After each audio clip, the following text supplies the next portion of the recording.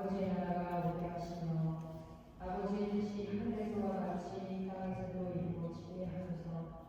오늘 우리에게 용할 양식을 주시고 우리가 내게 잘못한 사람을 용서할 것 같이 우리 죄를 용서하게 해주시고 우리를 시험에 빠지지 않게 하시고 악에서 구하소서. 나라와 권능과 영광이 영원히 아버지의 것입니다. 아멘. 잠시 기도해 주시겠습니다. 주님 감사드립니다. 저희가 또 주일 하나님을 찬양하기 위하여 이 자리에 모였습니다. 코로나 바이러스가 다시 1차 유행 때문에 토론토나 여러 지역에서 많은 환자들이 발생하고 있는 가운데 저희를 이 자리에 또 불러주시니 감사드립니다. 저희가 언제 또 그곳에서 모이지 못하게 될지 알지 못하나 주님 모인 오늘 저희들이 주를 찬양하기를 소원하오니 저희가 입을 크게 벌려 찬양하지 못하지만 주님 저희 마음을 아시니 인지하여 주시고 저희 찬양을 받아 주시옵소서. 감사의 주님 예수님의 이름으로 기도드렸습니다. 아멘. 은혜로만 찬양해 주시겠습니다.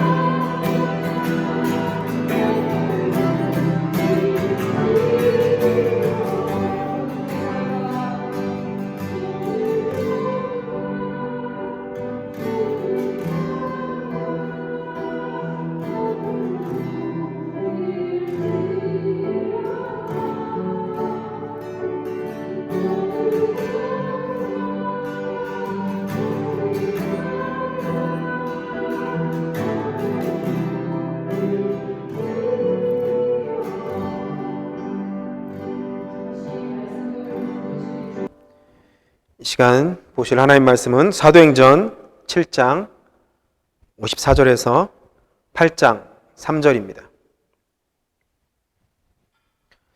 사도행전 7장 54절에서 8장 3절까지 말씀을 앞에 스크린과 여러분 가지고 있는 성경을 통해서 같이 합동하시겠습니다. 54절부터 8장 3절까지입니다. 읽습니다. 시작. 그들이 이 말을 듣고 마음에 찔려 그를 향하여 이를 갈거늘 스데반이 성령 충만하여 하늘을 우러러 주목하여 하나님의 영광과 및 예수께서 하나님 우편에 서신 것을 보고 말하되 보라 하늘이 열리고 인자가 하나님 우편에 서신 것을 보노라 한데 그들이 큰 소리를 지르며 귀를 막고 일제히 그에게 달려들어 성 밖으로 내치고 돌로 칠세 증인들이 옷을 벗어 사울이라 하는 청년의 발 앞에 두니라. 그들이 돌로 스데반을 치니 스데반이 부르짖어 이르되 주 예수여 내 영혼을 받으시옵소서 하고 무릎을 꿇고 크게 불러 이르되 주여 이 죄를 그들에게 돌리지 마옵소서 이 말을 하고 자니라. 사울은 그가 죽임당함을 마땅히 여기더라. 그날에 예루살렘에 있는 교회에 큰 박해가 있어 사도 외에는 다 유다와 사마리아 모든 땅으로 흩어지니라. 경건한 사람들이 스데반을 장사하고 위하여 크게 울더라. 사울이 교회를 잔멸할세 각 집에 들어가 남녀를 끌어다가 옥에 넘기니라. 아멘. 잠시 말씀을 위해서 기도하겠습니다. 하나님 감사합니다. 이 시간에 주의 말씀을 선포할 때 전하는 자나 듣는 자가 한 성령 안에서 예수 그리스도 안에서 하나님 말씀 안에 거할 수 있도록 축복하여 주시옵소서. 악한 자가 이 말씀을 뺏어가지 않도록 우리의 마음을 지켜주시고 우리의 생각을 붙들어 주시고 주의 영으로 말씀하여 주시옵소서. 모든 영광 주님께 올려드리며 거룩하신 예수님의 이름으로 기도합나이다. 아멘. 오늘 사도행전 7장 54절에서 8장 3절까지 말씀을 가지고 핍박 중에도 복음을 전하는 교회에 대해서 하나님 말씀을 증거하겠습니다. 우리는 지금 계속 사도행전에 나온 하나님이 처음 세우셨던 교회에 대해서 말씀을 나누고 있습니다. 주님이 정말 원하셨고 주님이 계획하셨고 성령을 통해서 사도행전 2장에 태어난 첫 교회의 모습은 어떤 모습인가? 그 모습이 정말 중요하겠죠. 우리에게는 하나님이 정말 세우셨던 그 교회의 모습, 주님이 기뻐하셨던 그 교회의 모습을 우리가 닮아가야 될 줄 믿습니다. 오늘 본문을 통해서 사도행전 교회가 특별히 생명처럼 여겼던 것에 대해서 오늘 말씀을 나누려고 합니다. 성령을 통해서 교회가 탄생된 진짜 이유가 무엇일까요?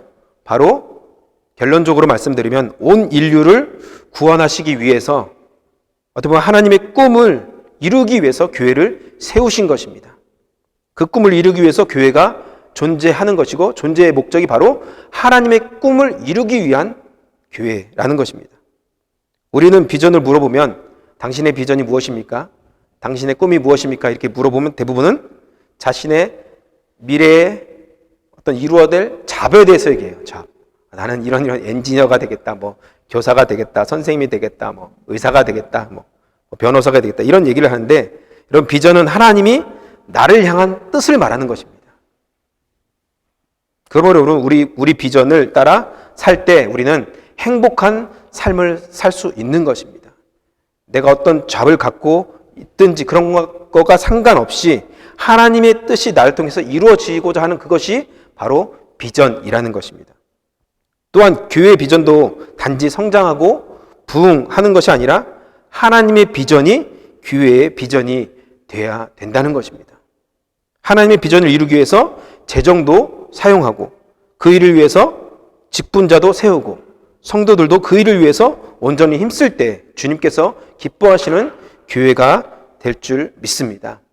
그래서 교회의 비전, 개인의 비전, 하나님의 비전은 어떻게 될까요? 달라야 될까요? 일치해야 될까요? 일치해야겠죠. 내 비전은 전혀 다른 게 있고 또 교회의 비전은 여기가 있고 하나님 비전은 여기가 있고 그럼 이게 박자가 안 맞잖아요.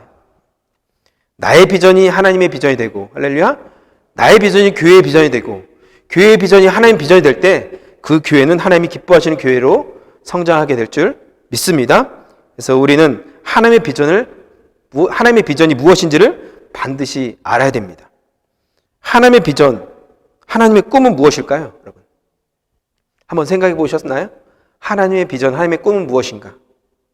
바로 잃어버린 영혼을 찾아 구원하는 것입니다. 이것이 우리 하나님의 꿈이고 예수님의 꿈이고 성령님의 꿈입니다. 그러므로 여러분, 우리의 인생도 이 비전을 위해서 살아야겠죠. 우리 교회도 이 비전과 이 목적을 위해서만 살아야 되는 것입니다. 여러분, 초대교회는 성령으로 탄생하면서 매일 서로 모였고 어떻게 해요? 매일 말씀을 듣고, 지난주에 말씀 나눴죠? 기도하고 찬양하고 섬김으로 또 교제했습니다.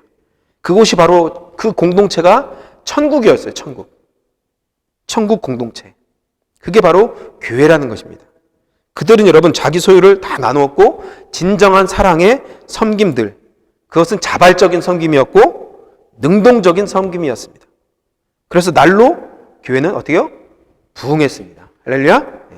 그런데 교회가 성장하고 부흥하니까 교회는 핍박을 당하기 시작했습니다. 핍박을. 베드로와 요한이 갑자기 잡히게 되었고, 오늘 읽었던 본문의 사도행전 7장에서는 스데반이 잡혀서 설교를 한 내용이 나오잖아요. 그리고 교회 역사에서 최초의 순교자 스데반이 된 것입니다. 여러분, 스데반의 설교를 들은 사람들은 마음이 찔렸어요. 그렇지만 스데반을 돌로 쳐서 죽였습니다. 여러분, 예수님이 요한복음 8장에 사두개인과 바리새인들이 현장에서 간음한 여인을 잡아다가 이제 끌어왔어요. 왜요? 예수님을 시험하려고. 모세의 율법에는 이 여인을 현장에서 잡혔는데 돌로 치라고 했는데 예수님 어떻게 할까요? 이렇게 물어보는 거예요. 시험하는 거죠. 그러니까 예수님께서 무리를 바라보시면 글로 땅에다 쓰면서 말씀하시죠. 뭐라고 말씀하십니까? 너희 중에 죄 없는 자가 먼저 돌로 치라. 요한복음 8장 7절 말씀이죠. 그들이 이 말씀을 듣고 양심의 가책을 느껴서 요한복음 8장 9절에 어른부터 젊은이까지 하나씩 나가고 오직 그 가운데 예수님과 그 여인만 남았더라, 이렇게 말씀하고 있습니다. 그리고 여러분, 오순절날 사도행전 2장에 보면은 베드로가 설교했을 때 2장 47절이죠. 그들이 이 말을 듣고 마음에 찔려서 베드로와 다른 사도들에게 물어 이르되 형제들아 우리가 어찌할꼬. 그러면서 그날 3,000명이 회개하고 주님께 돌아왔습니다. 그런데 오늘 본문에 보면은 사도행전 7장에는 좀 다른 이제 결과가 나오는데요. 스데반이 구약에서부터 예수님에 대한 이야기를 쫙 꿰뚫듯이 얘기합니다. 놀랍지 않습니까? 구약의 아브라함부터 쭉쭉쭉 얘기하면서 모세 이렇게 나가다가 예수님에게까지 이제 이어지는 그 설교를 하면서 사도행전 7장 2절부터 53절까지 바로 스데반이 성령 충만해서 말씀을 막 풀어서 해설하는 거지, 설명하는 것이죠. 그런데 그 결과가 어떻게 됐습니까? 사도행전 7장 54절에 그들이 이 말을 듣고 마음에 찔려, 여기까지는 똑같아요. 그렇죠? 그런데 그를 향하여 이를 갈거늘. 결국 스데반은 돌에 맞아서 순교합니다. 여러분, 예수님의 설교를 듣고 양심의 가책을 느낀 사람, 베드로의 설교를 듣고 마음이 찔려서 회개한 사람들, 스데반의 설교를 듣고 마음에 찔려서 회개한 것이 아니라 이를 갈면서 스데반을 죽인 사람의 차이가 뭘까요? 어떤 사람은 스데반이 설교가 너무 길어서 사도행전 보면 53절 정도의 설교를 하거든요. 너무 길어서 화가 나서 돌려 쳐서 죽였다, 이렇게 농담으로 이렇게 얘기한 사람도 있는데 아마 그렇지 않을 것입니다. 예수님도 성령 충만하셨고 베드로도 성령 충만해서 말씀을 전했고 스데반도 오늘 보면 성령 충만해서 그렇게 말씀 전했거든요. 동일한 성령님이 역사하셨어요. 그런데 듣는 사람에 따라 결과와 열매가 전혀 다르게 나타나는 것을 오늘 본문을 통해서 우리가 보게 됩니다. 여러분, 마태복음 13장에 보면은 씨 뿌리는 비유에 대해서 예수님께서 말씀하시는데요. 여기서 씨 뿌리는 비유에 대해서 네 가지 밭에 대해서 예수님께서 말씀하십니다. 처음에는 길가, 두 번째는 뭐예요? 돌짝밭이죠. 돌밭. 세 번째는 가시밭. 마지막으로 좋은 땅. 여러분, 길가에 뿌려진 씨는 어떻게 됩니까? 새들이 와서 먹어버립니다. 여러분, 조는 거 아니시죠? 눈만 깜빡하시니까 예전엔 이제 말도 하고 막 대답할 수 있는데 이제 대답을 못 하시니까 눈으로 이렇게 잘 표현해 주시기 바랍니다. 길가에 뿌려진 씨는 새들이 와서 먹어버렸어요. 여러분 기억하시죠? 돌밭은 조금 뿌리가 나다가 말라서 이제 뿌리가 여기 우리 소드버리처럼 돌밭에 나무가 잘 못해요. 우리 박 집사님께서 그렇게 얘기하셨는데 막 바람이 불면 다 막 없어진다고. 저 아직 못 봤는데 아무튼 돌밭이 그런데요. 아무리 좋은 씨가 뿌려지고 막 이렇게 풀이 나도 그냥 뿌리가 얕아서 그냥 다 쓸려 나가는 거예요. 가시밭은 자라다가 가시 때문에 더 자라지 못해요. 오직 좋은 땅만 30배, 60배, 100배의 열매를 맺는다고 예수님께서 비유를 통해서 말씀하셨습니다. 여기서 여러분 예수님 친히 하신 이 말씀에 대한 주석을 예수님께서 달아주시는데요. 마태복음 13장 18절에서 23절까지 여기서 길가에 뿌려진 것은 19절에 보니까 특별히 길가에 아무나 천국 말씀을 듣고 깨닫지 못할 때는 악한 자가 와서 그 마음에 뿌려진 것을 빼앗나니 이는 곧 길가에 뿌려진 자요. 이렇게 말씀하십니다. 즉 여러분 마태복음 13장 말씀에 기초해서 볼 때 스데반의 복음의 비밀을 그 좋은 성령 충만한 말씀을 듣고서 그 사람들의 마음은 어떤 상태예요? 길가인 거죠. 길가. 전혀 깨닫지 못하고 그 설교를 듣고 길어서 돌로 친 것이 아니라 깨닫지 못했고 마귀가 악한 자가 뺏어갔기 때문에 그 말씀에 전혀 열매를 맺지 못하게 된 것입니다. 여러분 말씀은 동일합니다. 뭐가 다릅니까? 밭이 다른 거예요. 밭은 마음이죠. 오직 좋은 땅만 열매를 맺을 수 있는 것입니다. 예수님을 만난 제자들, 삭개오, 막달라 마리아, 사마리아 여인, 우물가의 여인, 이와 같은 많은 사람들은 마음이 좋은 밭이었어요. 그래서 그 말씀을 듣는 즉시 열매를 맺게 된 것입니다. 그래서 여러분 그들에게는 천국의 비밀, 복음이 선포되었을 때 아멘으로 응답할 뿐만 아니라 좋은 열매를 맺게 된 것입니다. 저 여러분의 마음이 좋은 밭이 되기를 주님의 이름으로 축원드립니다. 그래서 우리는 예배를 드리기 전에 말씀을 듣기 전에 우리 마음이 먼저 준비돼야 됩니다. 우리 마음이 옥토밭으로 준비될 때만 열매를 맺을 수 있는 것입니다. 나의 마음이 길가가 되면 아무리 들어도 전혀 뿌리를 내리지 못합니다. 한 귀로 듣고 한 귀로 흘려버리게 되는 것이에요. 돌밭은 여러분 들을 때는 은혜를 받는데 뿌리가 얕아서 금방 잊어버리는 것입니다. 그래서 다음 주에 똑같은 설교를 해도 또 모르는 거예요. 또 새롭네. 어떤 목사님이 그러시잖아요. 자꾸 까먹으니까 매주 똑같은 설교도 또 모른다는 거예요. 여러분 안 그러시죠? 지난주 설교도 기억하시죠? 자꾸 잊어버리니까. 돌밭은 그런 거예요. 돌밭은 은혜 받아요. 그때 은혜 받아. 그런데 뿌리가 얕아서 금방 잊어버려. 그 다음 주면 또 은혜 받고 또 잊어버리고.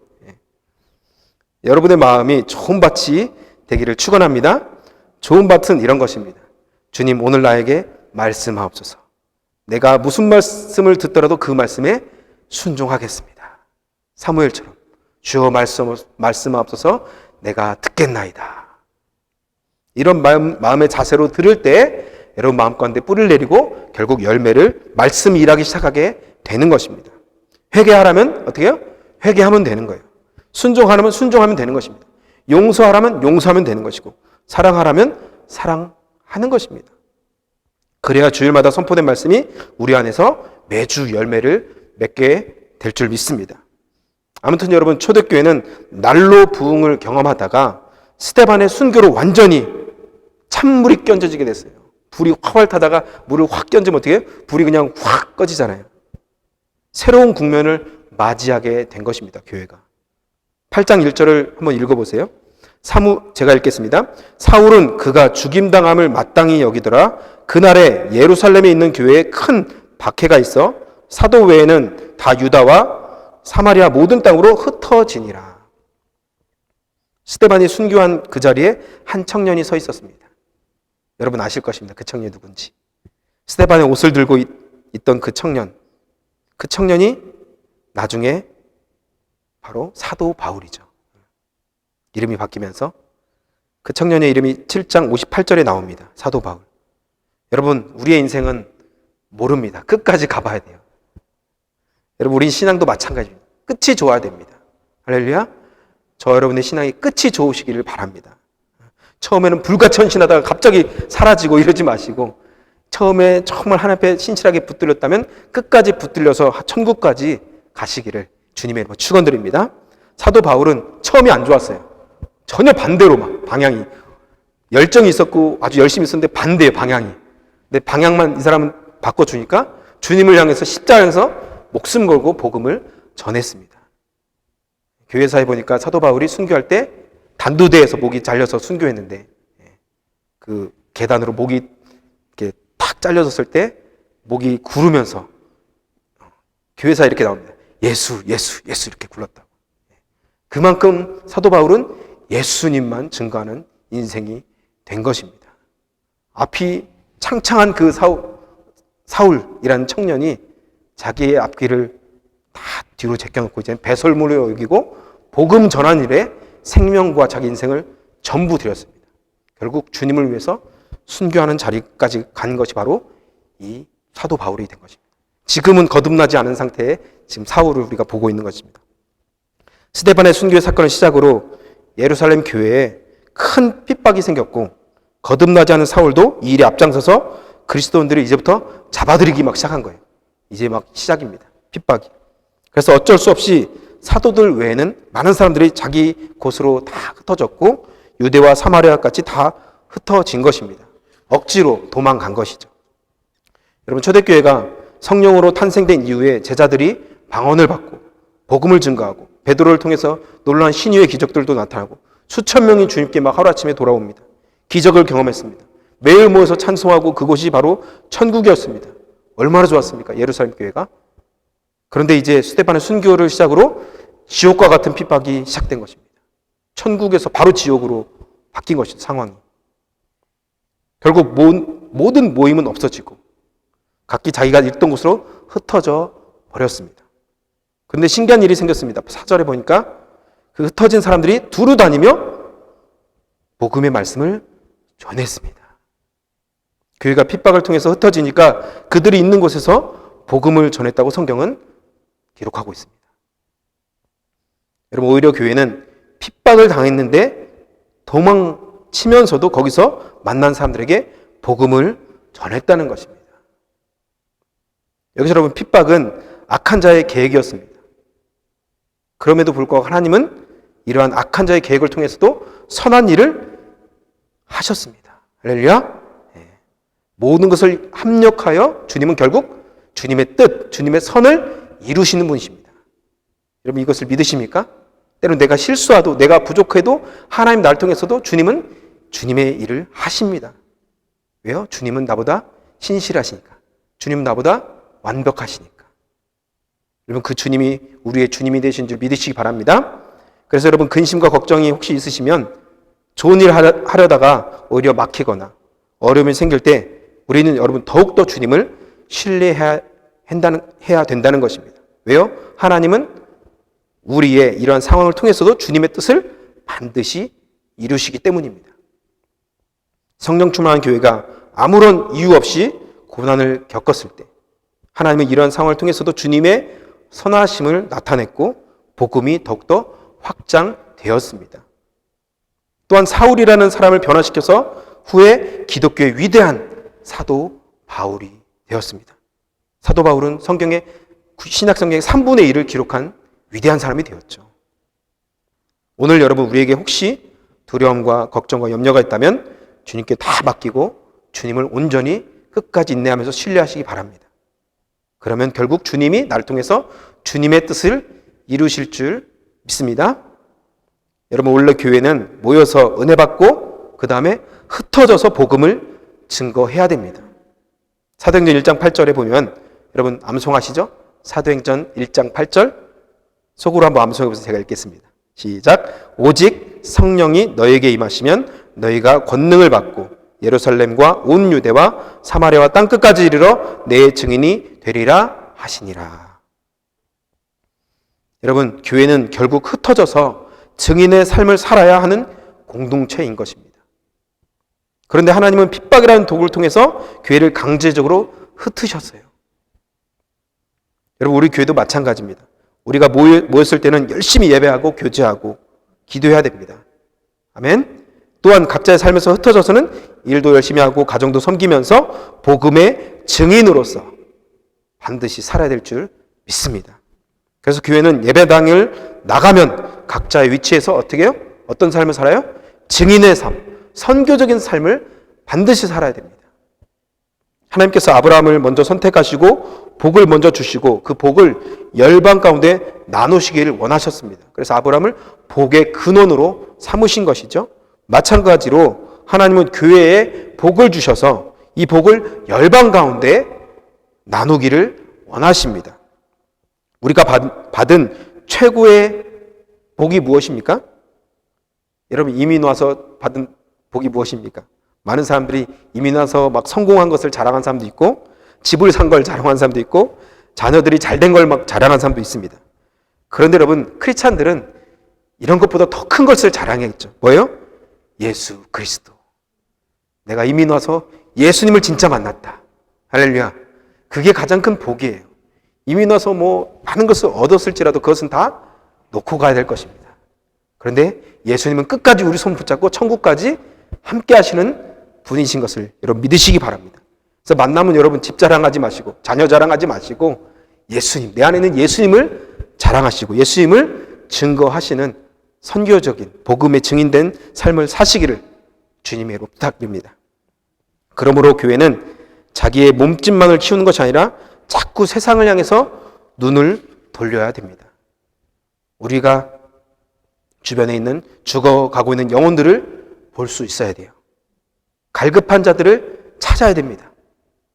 상처 입은 자를 볼 수 있어야 돼요. 소외된 사람들, 병든 자들, 관심을 받지 못하고 지금도 여기서 숨어있는 한인들 볼 수 있어야 돼요. 그 사람을 예수 그리스도의 사랑으로 섬기고 사랑하고 주님의 복음을 증거하는 것이 교회의 첫 번째 사명이라는 것입니다. 여러분, 이 복을 먼저 받았다면 이 복을 나누시기를 바랍니다. 그래서 우리가 만난 사람들에게 할 수만 있다면 먼저 사랑하고 섬기고 용서하고 받아줘야 됩니다. 왜요? 가장 귀한 복음 예수 그리스도를 증거하기 위해서. 저 사람은 진짜 싫은데 이런 사람 있잖아요.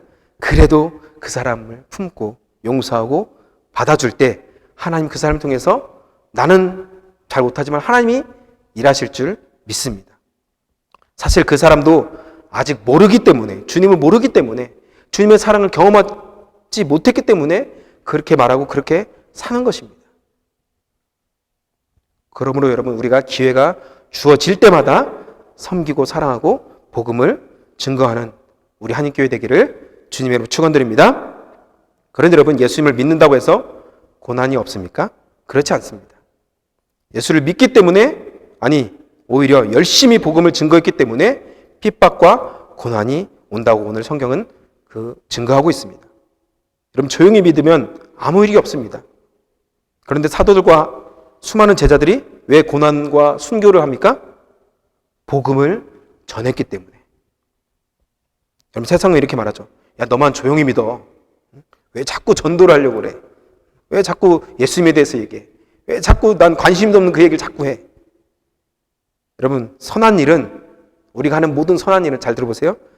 오른손이 한 것을 어떻게 해요? 어떤 손이 모르게? 왼손이 모르게. 할렐루야? 여러분, 그래서 우리의 좋은 일들은 나중에 우리 다 상급으로 쌓이는 거예요. 모르게 섬기는 거예요. 그거 자랑하면 안 돼. 내가 이렇게 도와줬는데 이런 거 자랑하면 안 돼. 그런데 여러분, 복음은 자랑하셔야 돼요. 내 안은 예수 자랑하셔야 돼요. 선한 일은 감춰야 되지만 복음은 담대히 증거하셔야 돼요. 근데 이 복음을 담대히 증거할 때 핍박이 오는 거예요. 핍박이. 야, 내가 너에게 섬김 받는 거, 사랑 받는 건 난 그거 좋아. 근데 예수만 얘기하지 마라. 그러잖아요, 가끔. 근데 여러분, 우리는 예수님을 증거해야 됩니다. 초대교회의 특징은 많은 고난과 핍박이 있었다는 것입니다. 교회는 여러분 영원히 편안한 곳이 아니에요. 진짜 교회는 불 속에라도 고난이 있을 것을 알면서도 들어가는 것이 바로 교회라는 것입니다. 위기가 올 것을 알면서도 때로는 복음을 위해서 들어가는 것. 이것이 바로 교회라는 것이죠. 주님처럼 고난당하는 것을 마땅히 여기는 것이죠. 그리스도의 남은 고난에 동참하는 것이 바로 교회라는 것입니다. 여러분, 교회를 섬기다가 어려움이 오고 고난과 위기가 오면 내가 예수를 잘못 믿은 거 아닌가? 내가 축복을 받지 못한 것이 아닌가? 이렇게 생각하는 사람이 혹시 있을지 모르겠습니다. 그런데 여러분, 아닙니다. 오히려 우리가 복음을 따라 살면 세상은, 악한 자는 우리를 대적합니다. 우리가 말씀을 따라 순종하려고 하면 문제가 생길 수 있어요. 오히려 고난이 올 수 있는 것이 당연한 것입니다. 자연스러운 거예요. 요한복음 15장 19절에 예수님께서 이미 예언하셨죠. 너희가 세상에 속하였으면 세상이 자기의 것을 사랑할 것이나 너희는 어디요? 세상에 속한 자가 아니요. 할렐루야. 도리어 내가 너희를 세상에서 미워하는 것이 당연하다. 그렇죠. 저 여러분은 어디에 속했다고요? 예수님께 택함받은, 예수님께 속한 사람들. 그렇기 때문에 세상은 우리를 싫어하는 거예요. 미워하는 것입니다. 어떤 우즈베키스탄 형제가 예수를 믿고 상사의 잘못 때문에 자신이 감옥에 가게 되었어요.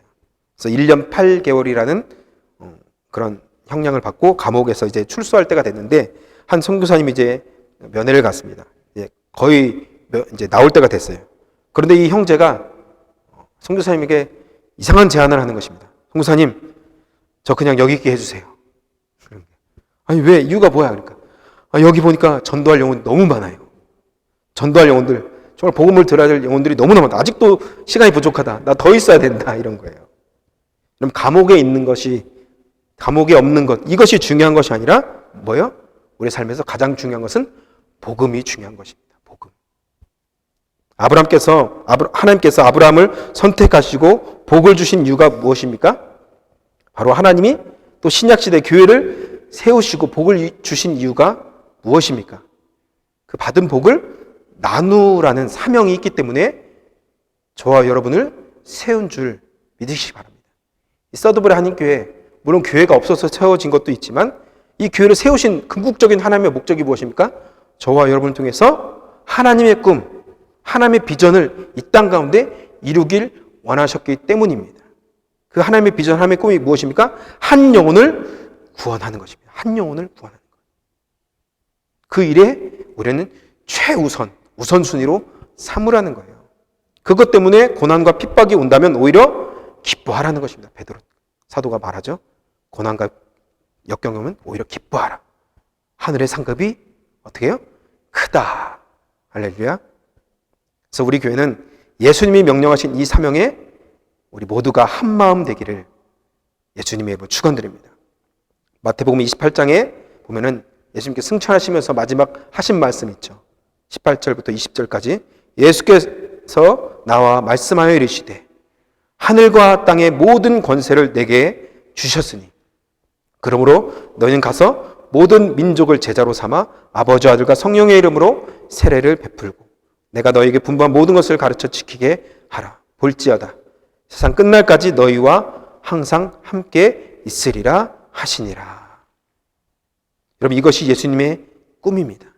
하나님의 비전입니다.